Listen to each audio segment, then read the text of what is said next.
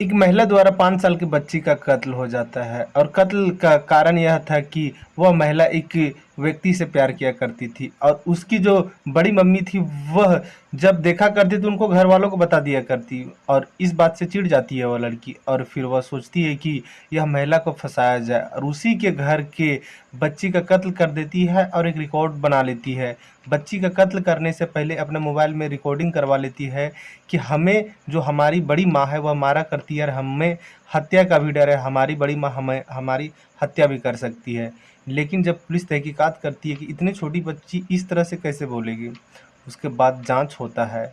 यह जो महिला थी वह जांच के समय पुलिस के आसपास होती है ताकि किसी को शक ना हो, लेकिन जब पुलिस तहकीकात करती है, कई कॉल डिटेल सर्विलांस चेक करती है, तो फिर पता चलता है कि बड़ी माँ उसकी कत्ल नहीं की है बल्कि एक गांव में रहने वाली लड़की की है जो प्यार में अंधी हो चुकी थी। अपने आशिक को पाने के लिए इस कदर अपने आप को गिरा दी थी कि बस उस बच्ची का कत्ल नहीं, उस घर के एक दादा का भी कत्ल की थी, जो कि वो सोए हुए थे और तेल डालकर उसको आग लगा देते हैं खाट में और खाट समेत तो दादाजी जल जाते हैं। लोग को आसपास के लोग को लगता है कि आपातकालीन मौत है, किसी कारण के वजह से यहाँ आग लगा होगा और इनका इस तरह हाल हुआ। उसके बाद अंतिम संस्कार कर दिया जाता है। 2 साल पहले की कहानी है, लेकिन बच्ची का कहानी यह मार्च का है और जब यह कहानी खुलता है तो फिर वह कहानी भी खुलता है। पुलिस उसे अरेस्ट करती है और जब उससे पूछताछ करती है तो वह 2 कत्ल नहीं कई और कत्ल और कई मुकदमा उसके खिलाफ था। एक लड़की बस 20-22 साल की लड़की रही होगी और प्यार में बस इस कदर पागल थी कि वह कुछ भी करने के लिए तैयार थी। अपने बॉयफ्रेंड से बोला करती थी कि हमारे बीच जो भी आएगा उसको मौत के घाट उतार देंगे और वही किया करती थी। इस कहानी को पूरा सुनने के लिए वीडियो पर बने रहें। हाँ, तो नमस्कार, आप देख रहे हैं द रियल क्राइम और मैं आपके साथ रंजीत साहू।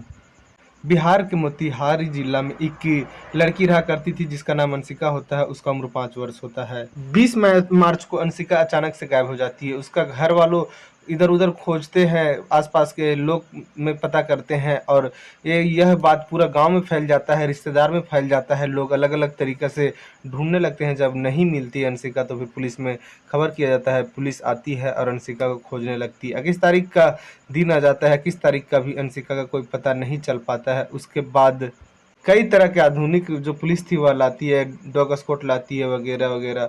तो डॉग स्क्वाड से पता चलता है कि जंगल में एक लाश है, वह भी बच्ची का। वहाँ पुलिस जाती है, गांव वाले जाते हैं तो देखते हैं कि अंशिका का लाश है। अंशिका का गला काटा गया है और उसके शरीर पे चाकू लगने का निशान है। पुलिस उसको हिरासत में लेती है और उस बॉडी को पोस्टमार्टम के लिए भेज देती है और इधर गांव में पता करने लगती है। तो पुलिस को गांव वाले ही पर शक था, इसलिए कि वह जो कत्ल था वह एक गुस्सैल व्यक्ति का काम था, गुस्से में किया गया कत्ल था। पुलिस गांव वालों में पता करने लगती है और इधर पोस्टमार्टम रिपोर्ट का इंतजार करने लगती है। तो पोस्टमार्टम रिपोर्ट में आता है कि गला पे धारदार हथियार मारने की वजह से ब्लड काफ़ी बह गया और इस वजह से उस लड़की का मौत हो गई। इससे पहले उसका गला भी दबाया गया था।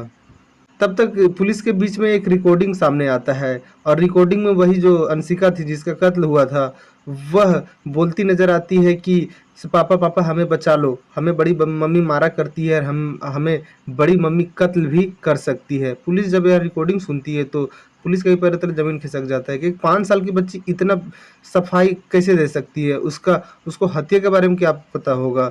और वह खुद से बोल रही है कि हमारा हत्या होगा से हमें बचा लो, हमें बड़ी मम्मी मारा करती है। पुलिस को यहाँ माथा ठनकता है और पता करने लगती है।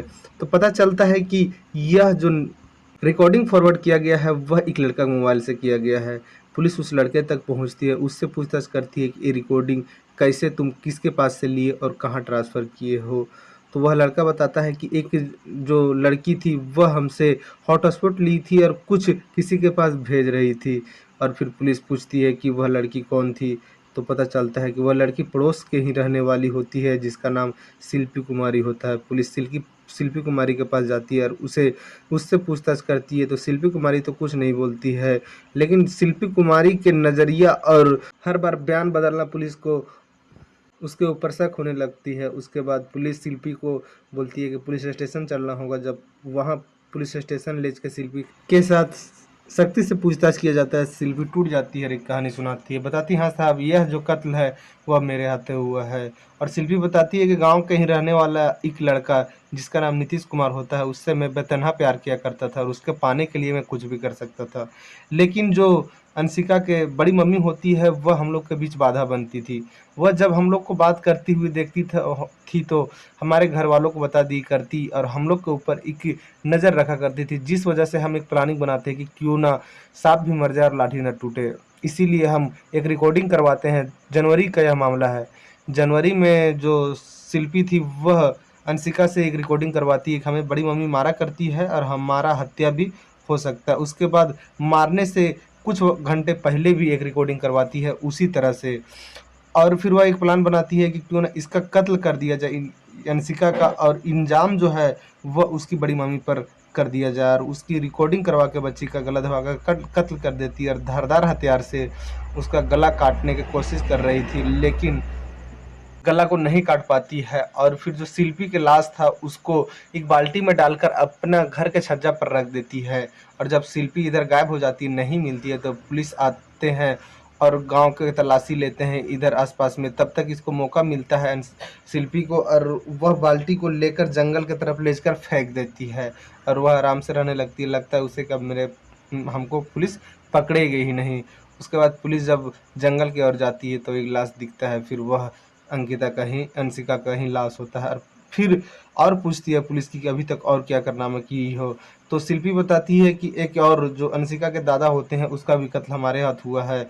वह भी विरोध किया करते थे हम लोग को प्यार करने से, मिलने जुलने से, तो इसलिए कि अंशिका के दादा रात के वक्त एक खेत में सो रहे थे और उसके ऊपर वह तेल डालकर खाट में सो रहे थे और माचिस मार देती है। खाट समेत उनके दादा जल जाते हैं। सुबह लोगों को पता चलता है, जब वहाँ जाते हैं तो लगता है सभी को आपातकालीन को हादसा हुआ होगा, किसी तरह से आग लगा होगा जिस वजह से दादा जल गए। उसके बाद पुलिस को ना बताकर अंतिम संस्कार कर दिया जाता है और वहाँ शिल्पी बच जाती है और उसका हिम्मत वहीं से बनता है। कई और मुकदमे उसके पुलिस स्टेशन में दर्ज थे। 16 मुकदमे पुलिस बता रहे थे, 16 मुकदमा शिल्पी के ऊपर दर्ज थे। कई तरह के लोगों के साथ लड़ाई झगड़ा और इसी तरह से अंजाम किया करती थी।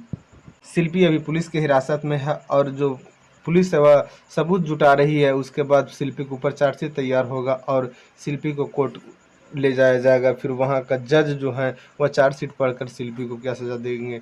लेकिन शिल्पी अपने प्यार को पाने के लिए एक बच्चा का इस तरह से कत्ल करना, उसका जो फैसला था वह काफ़ी ज़्यादा गलत था। अभी नीतीश को भी पुलिस पकड़ेगी और उससे भी पूछताछ किया जाएगा। अगर वह आरोपी पाया जाएगा तो उसको भी सज़ा होगा, नहीं तो उसको छोड़ दिया जाएगा।